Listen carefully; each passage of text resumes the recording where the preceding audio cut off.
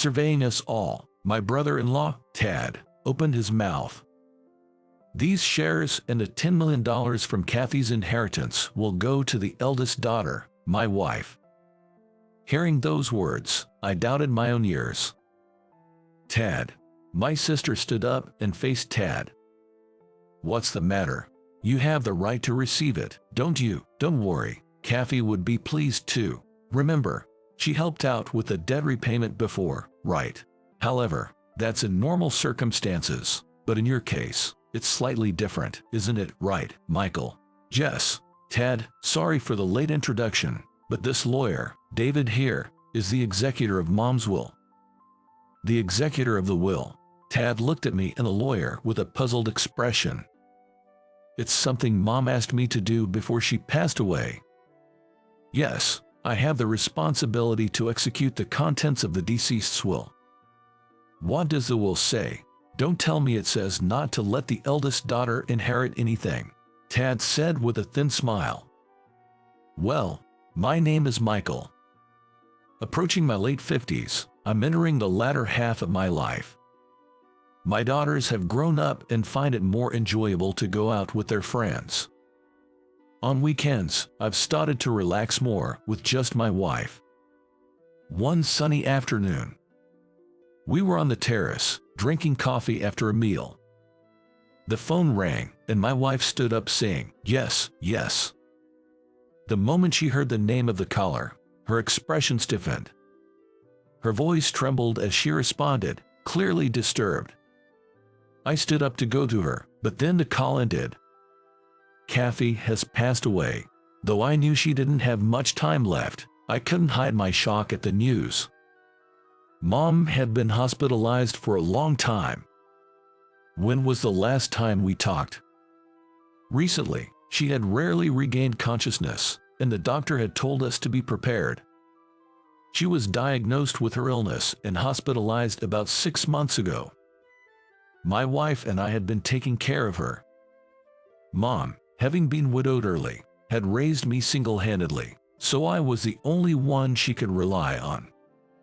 I wished I had been more attentive. I wish I had talked more about various things with my mother. Hearing the news of her death brought waves of sadness and regret, but the image of my mother that came to mind was always smiling. As a timid child, I used to come home from school being bullied, and Mom, a strong-willed woman, would get angry and confront the bullies at their homes. The exact opposite of me, who disliked conflicts, but looking at me, Mom would always say with a smile, "You are just like your father." I was often saved by my mother's strength, and even as an adult, she remained an imposing figure in my life. Mom was strict and strong, but she raised me with great love. Now that I have my own family, I understand how tough it was for her to do it all alone. I had an older sister, Emily, but she had left home a long time ago and we had lost touch. However, I needed to somehow contact her to inform her of Mom's death. First, I called Mom's lawyer. After the hectic days of funeral preparations ended, Mom's ashes were brought back to our home. That day, relatives paid a condolence visit to Mom, who had returned home. Just as the lawyer who had been taking care of Mom arrived, we were about to discuss the will. The doorbell rang. My wife went to the door, but before she could open it, a loud, hoarse voice called out, "Excuse the intrusion," accompanied by impolite, heavy footsteps. "Oh, everyone's here." The visitor in the living room was a man. "Planning the inheritance behind our backs, are you, Tad?" I couldn't hide my surprise at the sudden appearance of my brother-in-law. He sat down heavily on a nearby sofa, as if it was his own house. Behind the boastful Tad, Emily appeared timidly. "Michael, it's been a long time." My sister, whom I hadn't seen in over a decade, had changed so much that she was almost unrecognizable. Once gentle and known for her bright smile, she now looked lifeless, with poor complexion and appeared much older than her actual age. Seeing my sister like this, I was shaken. "Sis, you came.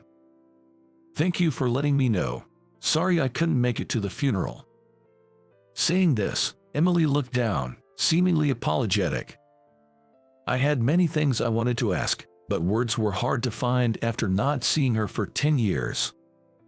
"Anyway, it's a shame about Kathy. She left quite a sum, didn't she? The stocks must have done well too, right?" Tad said to me with a sleazy grin. "How can you say that?" When scolded by my sister, Tad glared at her. "What? It's the truth, isn't it? Especially since you never did a thing to show parental gratitude. Poor thing." "That's because you." Emily seemed about to retort, but quickly closed her mouth. Tad laughed through his nose and said, "Come on, light an incense stick at least. Sorry for being a disobedient daughter." Emily, holding back something, tightly closed her mouth and sat down in front of Mom's ashes. Mom's family was originally wealthy. When she married Dad, her parents opposed it, and she was almost estranged from her family. After Dad died, she refused financial assistance from her family and raised us on her own. But when Mom's parents passed away, a huge inheritance came to her, being an only child. Stocks and cash totaled to about $10 million. "Having it now is somewhat pointless," Mom used to say. "There's no harm in having it. You should use it however you like, Mom," I told her.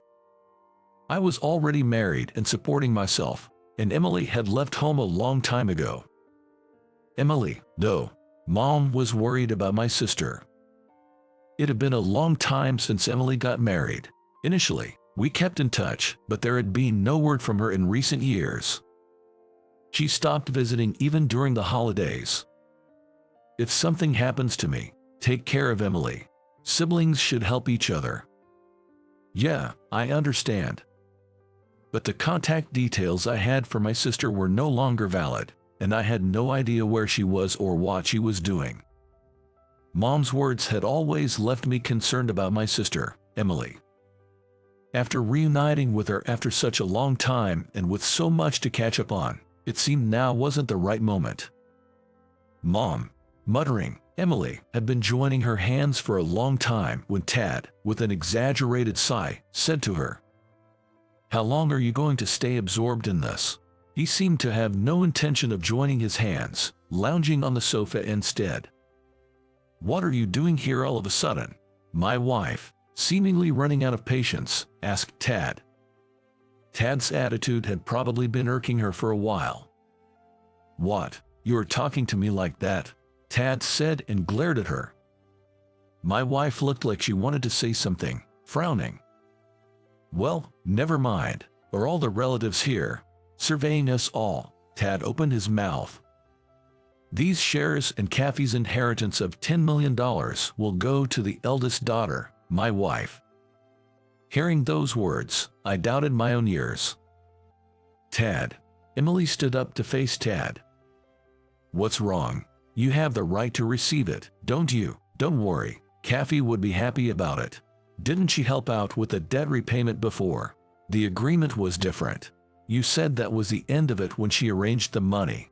Tons of money is there, so a little bit should be fine. A senile old woman didn't need that much money." I grimaced at the horrible things he said about Mom. Emily, looking like she might cry, shouted, "Stop it. I don't deserve a single penny. But, you know, as the eldest daughter, you have the right to inherit, right, lawyer?" Tad said with a sleazy smile. "Yes, usually, siblings inherit when a parent dies. See, as the eldest, you have to inherit. Be thankful for the $10 million. $10 million. Tad laughed with a vulgar snigger. "However, that's in normal cases, but in your case, it's a bit different, isn't it, right, Michael?" "Jess." "Tad, sorry for the late introduction, but this lawyer, David, is the executor of Mom's will." "The executor of the will?" Tad looked at me and David with a puzzled expression. "Mom asked me to do it before she passed away." "Yes. I have the responsibility to execute the contents of the deceased's will." "What's in the will? It doesn't say to not let the eldest daughter inherit, does it?" Tad said with a thin smile. Yes, she's excluded from the inheritance, so that seems to be the case. At the dumbfounded expression on Tad's face, I couldn't help but burst out laughing. Soon, the other relatives in the room also started laughing. What does that mean? Tad, confused, confronted the lawyer. Disinheritance means if there's serious misconduct by the designated heir, they can be stripped of their right to inherit. Stripped. Tad looked pale as he stared at the lawyer.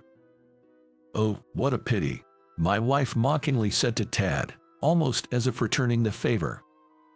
Seeing this, the relatives all laughed together. By the way, if you are disinherited, you also can't receive the reserved portion, the minimum inheritance right.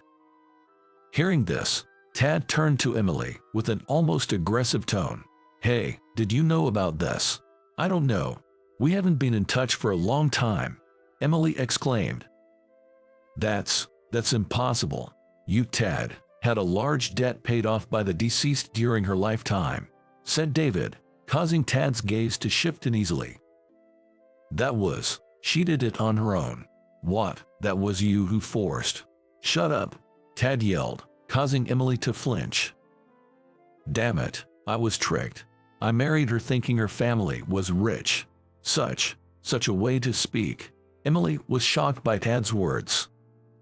Tad's anger, believing he was entitled to the inheritance, seemed to be directed entirely at Emily. Damn it, everyone's making a fool of me. In frustration, Tad kicked a nearby chair, and Emily shrank back in fear. Watching Emily, I remembered Mom's words. I had to do what I was supposed to do. I needed to convey Mom's feelings properly to Emily. Sis, I said, placing my hand on Emily's shoulder. Her frame felt much smaller than when I last saw her. Mom always said, help each other as siblings. I had first heard about Mom excluding Emily from the inheritance when Mom's hospitalization was decided. When I asked why, Mom said she had concerns. When she heard about Emily's large debt, she thought Emily's behavior was strange. Given Emily's serious nature, getting into debt was an abnormal situation for our family. But Mom didn't ask for reasons. She simply paid off the debt without asking anything. However, after that, Emily became unreachable. Mom tried to contact her, but couldn't get through. It was the same with the contact details I had. Mom was always worried that something might have happened to Emily. Both of you didn't take after me, Mom said, looking at me with kind eyes. Remember, when Emily was in elementary school, once Emily's return from school was delayed, worrying Mom and me, so we went looking for her. We found her alone in a dark park, crying, "The cat won't get off my lap." When I asked why she didn't move it, she said, "But then I'd wake it up, and I just couldn't argue with that." She waited there, missing dinner, until the cat woke up. I would have moved it no matter what. Unbelievable. Mom laughed. But then she grew contemplative. She's too kind. Mom's worry seemed to be rooted there. Is she having trouble with her husband? Well, if she's happy and choosing to be with him, that's fine. But if she's forcing herself, Mom seemed to have a plan. If it's just about money, he will surely come after my inheritance, saying, as the eldest daughter, she has the right to inherit. So, Tad will say that's why you're disinheriting. Won't Emily be shocked? I said that at the time, but in the end, things turned out just as Mom had predicted. Indeed, mothers are incredible. When I die, tell her, I want to help Emily, Mom said, seeming to have made up her mind.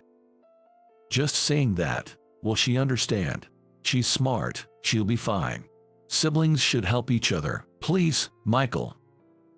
I agreed with Mom's thoughts, and that brings us to today. After hearing my story, Emily covered her face with her hands. Mom was always worried about you, Emily. Emily knelt in front of Mom's ashes, crying. Meanwhile, Tad was trembling with anger after hearing the story. What's this about siblings helping each other? Not giving me a penny. If you wanted to help, you should have given me the money. That's not it, Tad, Emily said, her expression different from before. She faced him squarely, with a firm attitude. What? You're the eldest daughter and you can't inherit. Aren't you upset? Everything's going to this brother of yours. Yes, I don't need the inheritance. I couldn't do anything for Mom. David, regarding the inheritance, I have nothing to say, but I have one request. What is it? Emily spoke with a clear, determined gaze. I would like to discuss filing for divorce. What are you talking about now? Tad was flustered by Emily's sudden declaration. I should have made up my mind when you had the debt paid off. I no longer have any inheritance to claim. If it's just the money you want, please divorce me. Emily, do you know how much I've done for you? Tad said, approaching Emily menacingly. Then, Emily said to him, thank you for everything until now. As Emily said resolutely, Tad looked down on her with cold eyes. Right, if I can get the inheritance, there's no point in being with you. A penniless old woman, I don't need you. Marrying you was a mistake. Emily didn't respond to Tad's abusive words. Witnessing this, David spoke up. Emily, about the divorce, does your husband always behave violently like this? I'm not sure if it's violent, but Emily seemed to be deep in thought. Does your husband often blame or criticize your actions? Yes, but that's because I don't understand him well enough. Emily, for some reason, seemed to defend Tad. Her expression was one of slight agitation. To me, it was clear that Tad was selfishly attacking her. And it wasn't just apparent to me. All the relatives present could see this fact clearly. I felt like I understood what Mom had been worried about. If you can't have an equal conversation, or if you're always afraid of your husband's words and actions, that's already a form of violence, David said. At his words, Tad became furious. What? Violence? Nonsense, you phony lawyer. Emily looked back and forth between the shouting Tad and David, her eyes showing determination. Seemingly understanding Emily's heart, David continued without paying attention to Tad's words. All of us here are witnesses to this. It's not a recording, but if you have a diary or something that details these violent behaviors, that would be helpful. I have a diary. There are days when I've written in detail. Good. Then we'll talk more about the divorce mediation later. Could you come to my office?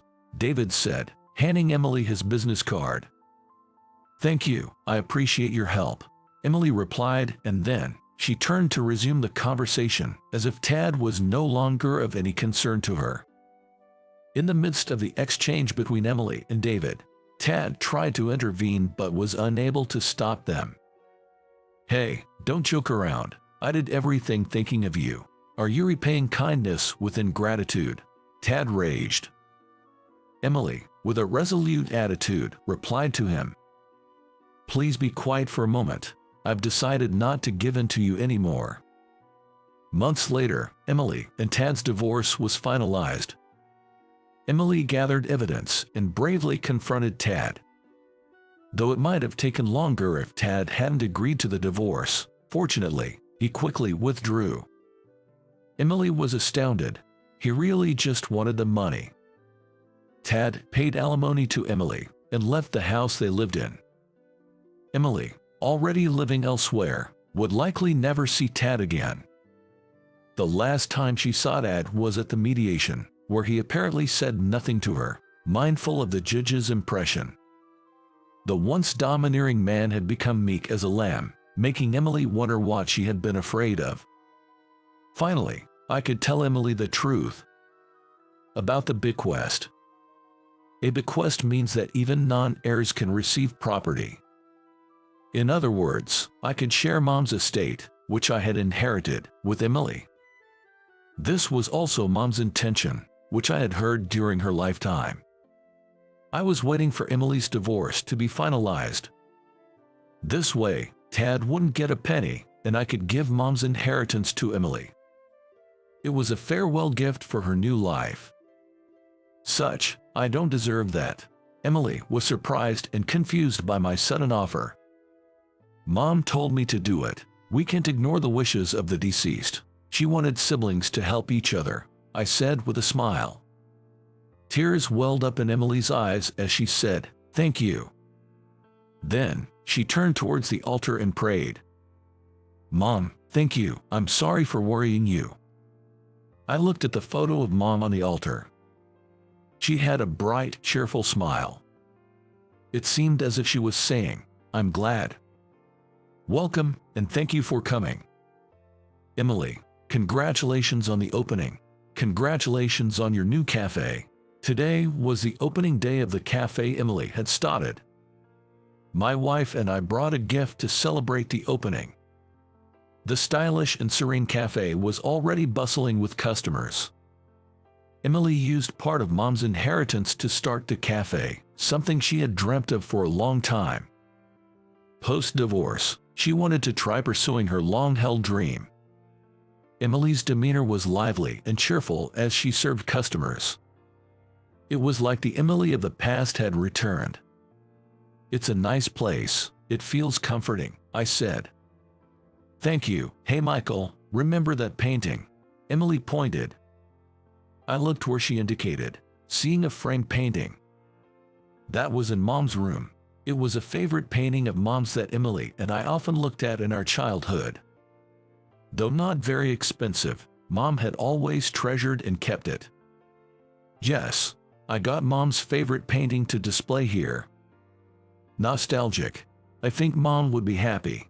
Standing next to Emily, looking at the painting, I felt as if we had time traveled back to our childhood. Our eyes met as she smiled beside me. Emily's eyes no longer held the darkness they did on that day. "Something on your mind?" "No, just thinking maybe I should start something new too." "Oh, that would be wonderful." Seeing Emily's bright smile, I silently spoke to Mom in my heart. "It's okay now." The cafe doorbell chimed again as another customer walked in. A refreshing breeze swept through the cafe. Emily's bright voice echoed, and I squinted in the dazzling sunlight.